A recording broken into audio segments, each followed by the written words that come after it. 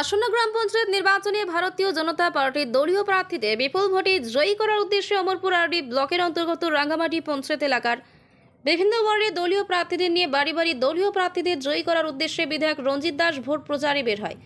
দলীয় প্রার্থীদের প্রচারে এলাকার জনগণের উপস্থিতি বেশ পরিলক্ষিত করা যায়। এছাড়া বিধায়কের বক্তব্য উঠে আসে, সিপিএম দলের প্রাক্তন মন্ত্রী যখন নগর পঞ্চায়েতে দাঁড়িয়ে হেরে যান তাহলে বিরোধীদের ভোট দিয়ে লাভ হবে না, এটিও বুঝিয়ে দেন। এছাড়া তিনি আরও বলেন, সিপিএম কংগ্রেস দলে কর্মী না থাকায় অনেক জায়গায় ভারতীয় জনতা পার্টি বিনা প্রতিদ্বন্দ্বিতায় জয়ী হয়েছে। এতেই স্পষ্ট যে বিরোধী কোনো অস্তিত্ব নেই, তাই নিজের ভোটকে নষ্ট না করে ভারতীয় জনতা পার্টি প্রার্থীদের ভোট দিয়ে জয়যুক্ত করার আহ্বান জানান তিনি। ব্যুরো রিপোর্ট, জীবন বার্তা, ত্রিপুরা। প্রত্যেক পরিবার থেকে মানুষ স্বতঃস্ফূর্তভাবে এবং এই প্রচারের জন্য, এবং এটা সাধারণ একটা বিষয়, যেহেতু কেন্দ্রে বিজেপি সরকার, রাজ্য সরকার, এলাকার বিধায়কও বিজেপি, তো সুতরাং পঞ্চায়েতগুলো এখানে শুভবুদ্ধি সম্পূর্ণ মানুষ কোনো অবস্থাতে বিরোধীকে ভোট দিয়ে এখানের উন্নয়নকে ব্যাহত করবে না। তারা এই পঞ্চায়েত ওয়ার্ডে সমস্ত লোক ভারতীয় জনতা পার্টির পক্ষেই তারা ভোট দেবেন।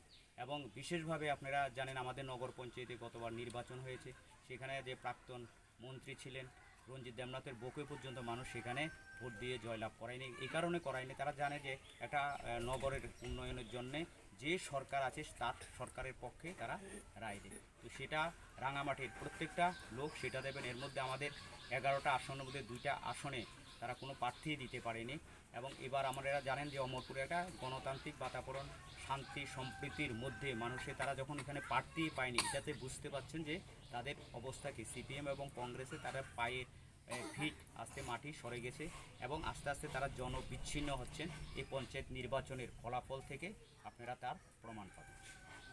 জনতা পার্টির আমাদের যারা প্রার্থী এবং পার্টির যারা বুথ প্রেসিডেন্ট সহ পার্টির যত কর্মকর্তা আছে, মহিলা মোর্চা আছে, আমাদের কিষাণ মোর্চা, এসসি মোর্চা, সমস্ত অমরপুরে বিভিন্ন ওয়ার্ড ভিত্তিক তারা আজকে মানুষের সঙ্গে আমাদের প্রার্থীকে পরিচয় করে দিচ্ছেন।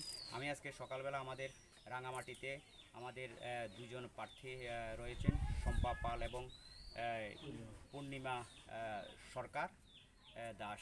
এবং আমাদের এই রাঙামাটির আরেকটা অংশ হলো আপনার 7 নম্বর ওয়ার্ডের 10 এবং 11 নম্বর ওয়ার্ডে এখানে দিদি কণিকা দাস এবং আমাদের কামাখ্যা এই ওয়ার্ডের প্রার্থী। এবং এখানে আমাদের পঞ্চায়েত সমিতি থেকে আশিস দাস এবং জেলা পরিষদের নিকুঞ্জ বর্মন, তাদের প্রচারে সমস্ত কর্মকর্তারা আজকে বের হয়ে মানুষের কাছে তারা বিভিন্নভাবে তাদেরকে আশীর্বাদ করার জন্য তারা প্রত্যেকের বাড়িতে বাড়িতে যাচ্ছেন।